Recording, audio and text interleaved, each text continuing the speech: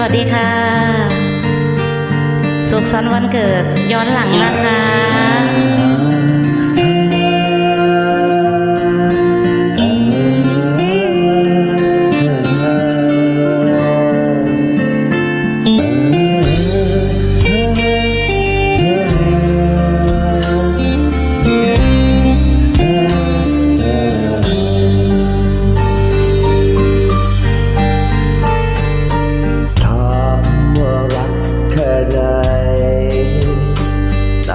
สายทั้งทะเล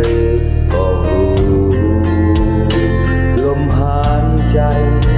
ที่มีอยู่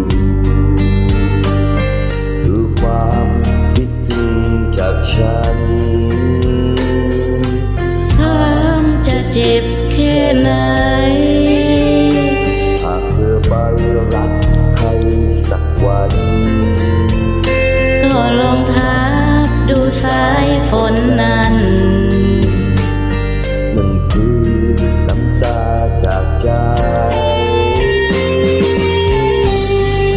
ก็เลยอยากให้รู้ก็เลยอยากให้เห็นก่อนจะทำร้ายกันกว่านี้เพราะโลกนี้มีเธอเพียงคนเดียวฉันจึงเสียเธอไม่ได้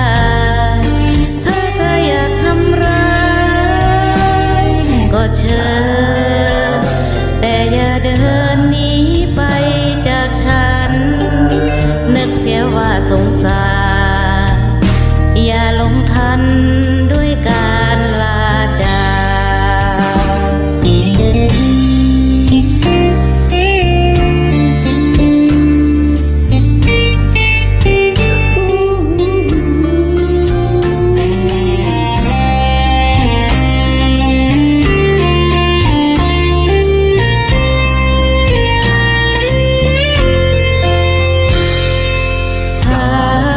สักกี่ครั้ง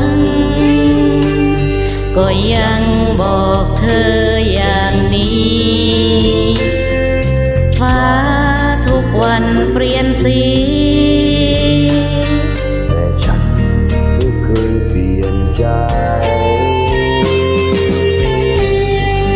ก็เลยอยากให้รู้ก็เลยอยากให้เห็นก่อนจะทำร้ายกันกว่านี้เพราะโลกนี้มีเธอ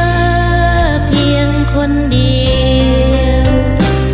ฉันจึงเสียเธอไม่ได้ถ้าเธออยากทำร้ายก็เชิญแต่อย่าเดินหนีไปจากฉันนึกเสียว่าสงสาร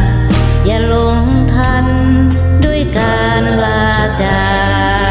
กนึกเสียว่าสงสารอย่าลงทันด้วยคำว่าล